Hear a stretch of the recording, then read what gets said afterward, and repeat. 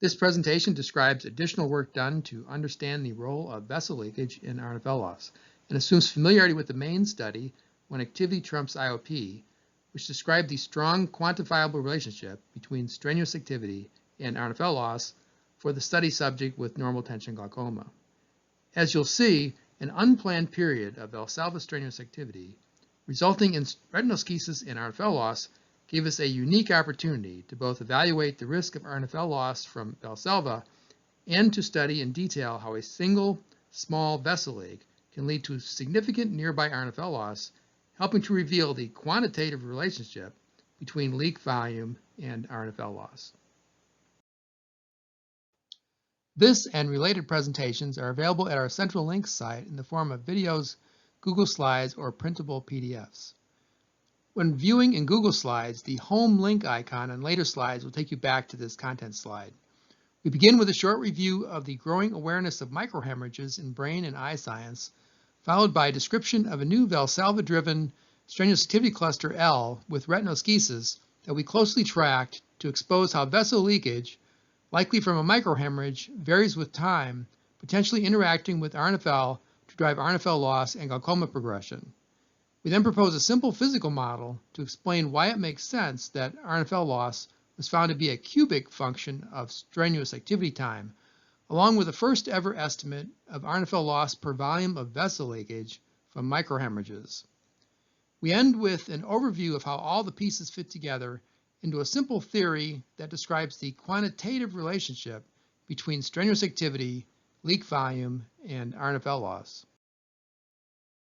In recent years, improvements in imaging have begun to make it clear that previously unrecognized microhemorrhages within the brain and eye play a much larger role than once thought.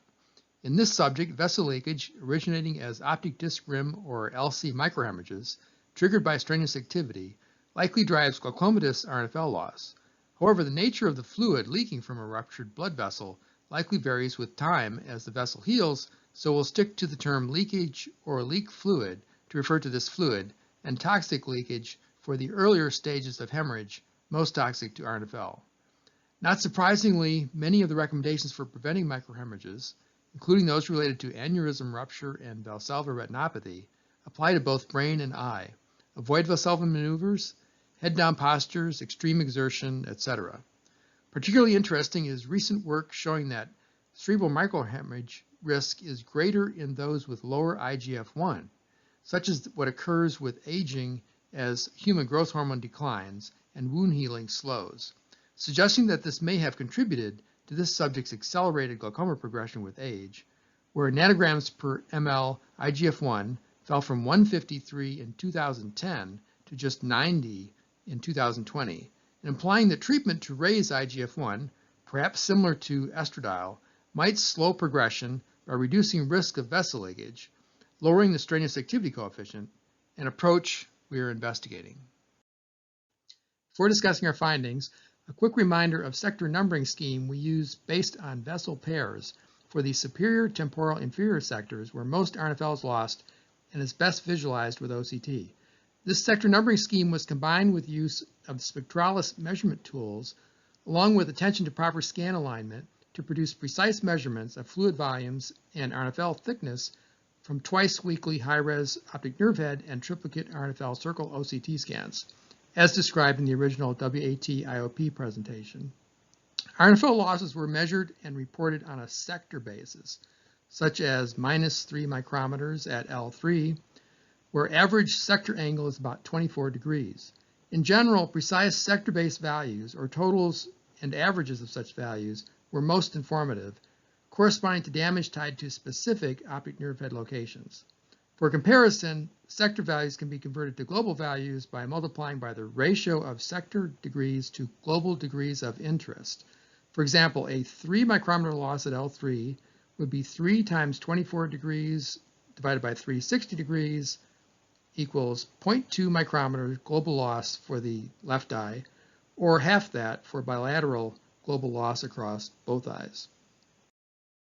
Our original WAT IOP presentation tracked strenuous activity clusters A through K, with K being a small event related to plumbing work, followed by several months of well-managed strenuous activity time and RNFL stability. However, in late July 2023, the subject modified his sexual activity to include repeated Valsalva maneuvers that were performed daily for about 3 weeks, resulting in a significant strenuous activity cluster with retinoschisis and subsequent RNFL loss in 11 sectors. The retinoschisis appeared at the location of a runaway rim leak, which we'll discuss in later slides.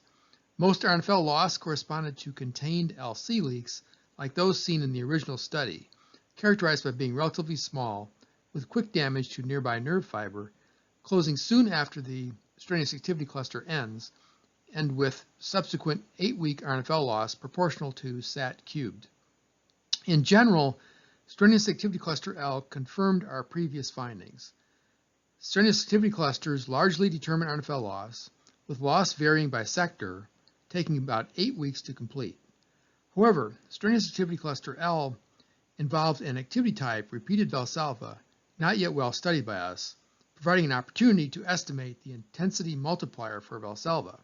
In other words, given a known amount of Valsalva activity and resulting RNFL loss, we should be able to estimate the relative riskiness of Valsalva compared to other activities.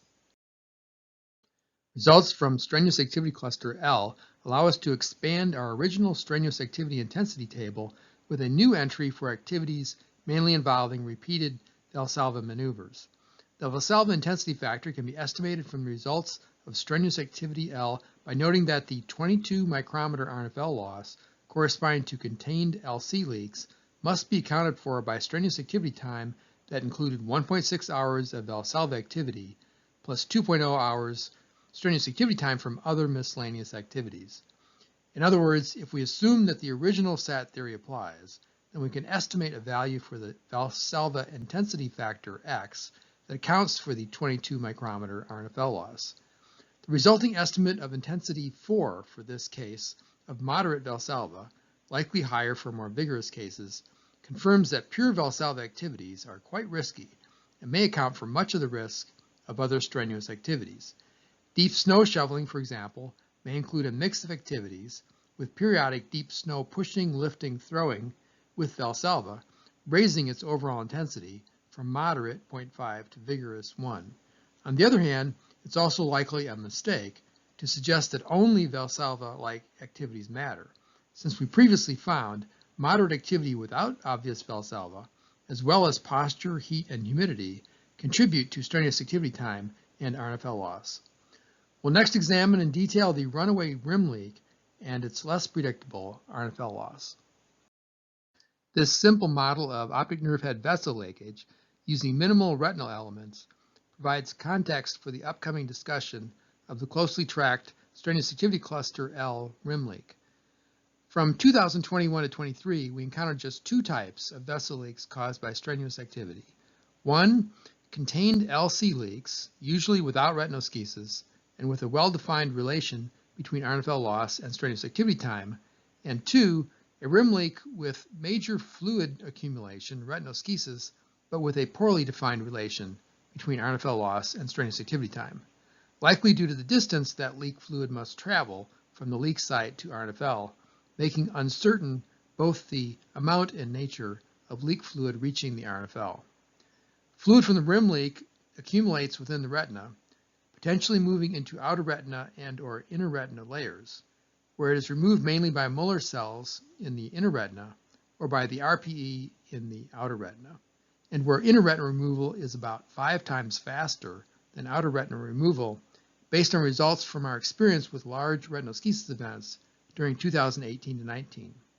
Finally, insights into leak behavior can be gained from tracking fluid from the leak site, where vessel leak rate equals fluid influx rate equals the sum of observed fluid accumulation and removal rates, the former being measured from changes to tissue or fluid pocket volume, and the latter from fluid pocket area combined with our estimated removal rates. As shown earlier, the optic nerve head rim leak started by strenuous activity cluster L led to left eye inferior RNFL loss.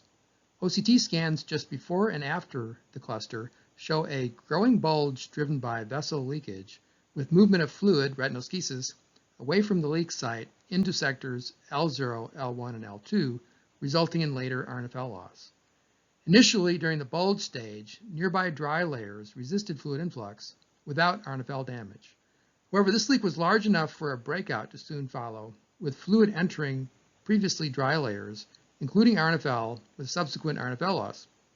Finally, as the vessel rupture healed, influx fell to zero, and a drying stage began, with fluid slowly removed by surrounding tissue.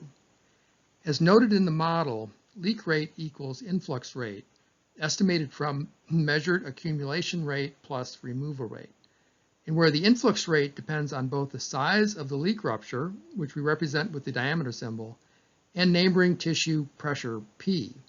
For example, at the end of the cluster, leak rupture size is greatest, but the pressure P outside the leak is also high due to resistance of nearby dry tissue, so influx rate is not at its peak. After breakout, however, tissue pressure drops, raising influx rate to near its peak in spite of some leak healing. In other words, barring additional strenuous activity that enlarges the leak again, the leak continuously heals itself after the cluster, even though fluid influx first appears to get worse as retinoschisis expands, giving leaked fluid a place to go. A few more rim leak details. In addition to bulge, breakout, and drying, a closing stage of retinoschisis with near constant growth occurs late in leak life when falling retinoschisis pressure offsets falling leak size, keeping influx steady, shown numerically by the sum of positive green accumulation and negative red removal rates, and where removal rate grows in magnitude as retinoschisis enlarges, then decreases as retinoschisis shrinks and more of the remaining fluid is in the outer retina with its lower removal rate. The first closing of the leak, shown when negative accumulation matches expected removal rate, is short-lived, as the resulting drop in retinoschisis pressure, combined with some strenuous activity, is enough to reopen the leak, leading to an unstable period until tissue surrounding the leak can collapse enough, returning to its original thickness, to help seal off the leak. Also note that the managed strenuous activity time following cluster L, with no cluster sat greater than 1.5 hours, while possibly delaying leak closure, did not prevent final closure nor contribute to any additional RNFL loss. Regarding RNFL, the effect of cluster L on L9 near an LC leak was as expected, with RNFL loss beginning during the cluster, completing 8 weeks later. However, L1 near the rim leak did not see RNFL loss until breakout when fluid under pressure made its way into the RNFL, with a less predictable RNFL loss completing 8 weeks later. Also implying RNFL damage was limited to about 1 week during the breakout, and that influx after this period had no effect on RNFL, either because it was diverted into the growing retinoschisis and or because the nature of the leaking fluid had changed, becoming less toxic to RNFL. One last thing about retinoschisis. We've seen retinoschisis many times during the past 10 years, but in most cases, too few OCTs were done to track development in detail. Also, we now know that bouts of strenuous activity can enlarge existing vessel leaks, extending leak life, as shown here for the 2018-19 R2 retinoschisis kept open by strenuous spring garden planting.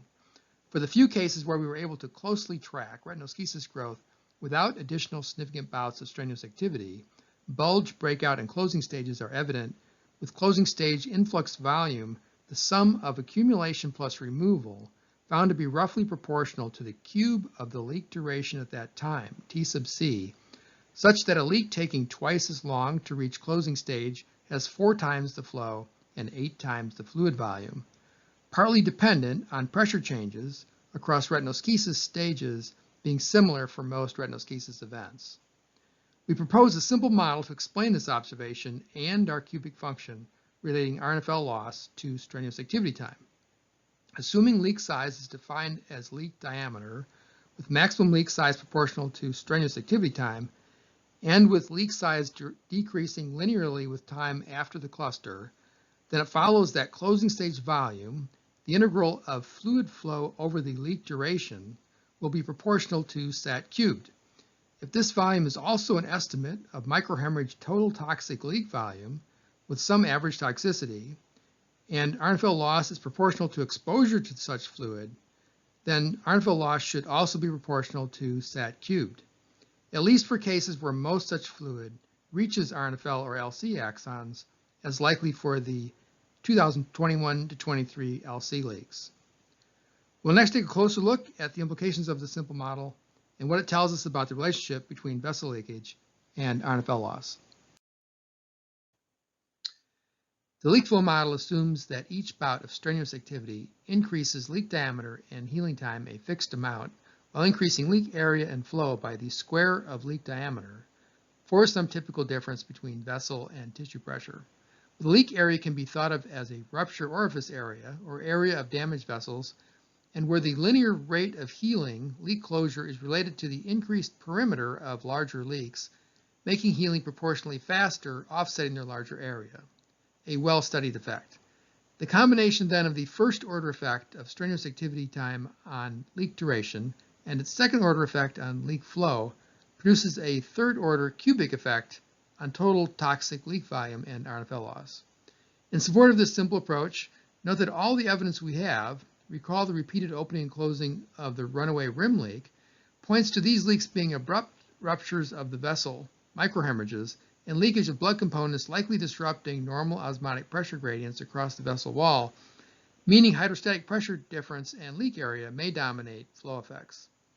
Near the end of leak life, during the closing stage, leak duration, T sub C, and the total fluid influx leak volume at that point, V sub C, proportional to T sub C cubed, are characteristic of the original maximum leak size and final toxic leak volume. So can we use these relationships to estimate leak volumes for much smaller leaks, like the LC leaks with known RNFL loss during 2021 to 23, to establish a quantitative relationship between leak volume and RNFL loss? For this subject, leak duration, flow, and volume can be estimated and plotted based on results from observing significant retinoschisis events. However, as we've seen, much of the fluid from such large events does not reach or affect the nerve fiber layer or axons passing through the LC. More interesting is the fluid from smaller contained LC leaks, like those associated with RNFL loss in 2021 to 23. So how do we connect the leak flow model to these smaller leaks with their known relation to strenuous activity time and RNFL loss? First, LC leaks from that period must have had leak durations less than 2 weeks, since single leaks with that duration generate significant retinoschisis, as seen with the 2020-21 L4 LC leak. Second, since all LC leak events were followed by 8 weeks of RNFL loss, leak duration must be a small fraction of 8 weeks. Otherwise, it would have extended the 8-week RNFL loss period. Third, for this subject, the safe weekly strenuous activity time of 2 hours or less with minimal RNFL loss implies that this corresponds to leak durations of less than about 1/2 week, giving them time to largely heal in 1 week, preventing clustering with the following week. And fourth, the largest bouts of strenuous activity always produced multiple LC leak sites, splitting total leak volume between sites and reducing each site's leak duration, suggesting for this subject that the largest events near 9 sat hours had combined leak volumes corresponding to a duration of about 2 weeks, but split into smaller leaks with durations closer to 1 week, again making it unlikely to affect the 8-week RNFL loss time or to produce significant retinoschisis. So, given this relationship between leak volume, duration, strenuous activity time, and RNFL loss, is there a single simple coefficient relating leak volume to RNFL loss? We define the expected proportionality constant between RNFL loss and toxic leak volume as the leak volume coefficient, KVR, the value of which can be estimated from the relations previously developed between leak volume, duration, strenuous activity time, and RNFL loss. Substituting, we get a 24-degree sector KVR of about 2 micrometers per nanoliter. In other words, a microhemorrhage leaking just 1 nanoliter, reddish cube, within the LC may cause about 2 micrometers loss near the leak location, or less than 0.1 micrometers bilateral global loss. Does this make sense? 3 examples are shown with varying leak size and location. One, for the 2000 2023 SAC-L rim leak, total toxic leak volume was about 250 nanoliters, with associated RNFL loss of just 15 micrometers. However, as previously noted, only a small fraction of leak volume reached the RNFL, which, using RNFL loss to estimate this volume, appears to have been just 3% of total volume. 2. For the 2020-21 L4 deep LC leak, the 7.5 nanoliter measured volume likely missed fluid hidden within the LC, supported by the 2.5-week duration time, which implies total volume closer to 17 nanoliters, meaning about 1/2 of this volume was hidden within the LC near the leak site. Interestingly, 17 nanoliters suggests new RNFL loss of about 30 sector micrometers, but this recurring deep LC leak had previously destroyed much of the nearby RNFL, limiting its access to vulnerable axons, greatly limiting new RNFL loss. And 3, for the 2023 SAC-L left eye LC leak, with no retinoschisis to measure, RNFL loss of 11 micrometers implies total leak volume of about 6 nanoliters, hidden again within the LC near the leak site. All of which appears to be consistent and plausible, suggesting our rough estimate of the leak volume coefficient is at least in the ballpark, a correct order of magnitude, and that our original hypothesis that activity drives vessel leakage and subsequent RNFL loss is well supported by these results. This table establishes a consistent set of names and symbols for the leak flow model coefficients, where the symbol subscripts designate the causal or functional relationships. So, for example, KSR, formerly named KSA, links strenuous activity to RNFL loss. KVR links closing leak volume to RNFL loss. KST links strenuous activity to leak duration time, etc. And where the original WAT-IOP study established the link between strenuous activity and RNFL loss, while this follow-up study exposed the underlying vessel leakage driving this relationship.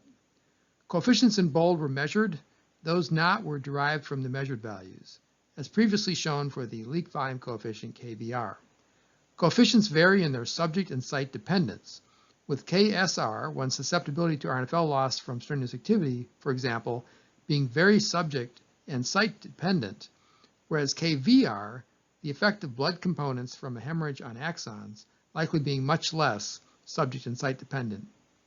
In general, the cubic relationship of strenuous activity to RNFL loss, 2 hours, for example, being 8 times riskier than 1 hour, the toxicity to axons of small leak volumes from a hemorrhage, just 1 nanoliter, for example, causing 2 micrometers nearby RNFL loss, and the association of RNFL loss with observed fluid influx and retinoschisis originating at the optic nerve head are important takeaways for other subjects with a similar glaucoma etiology, independent of whether they are more or less vulnerable with a higher or lower KSR compared to the study subject.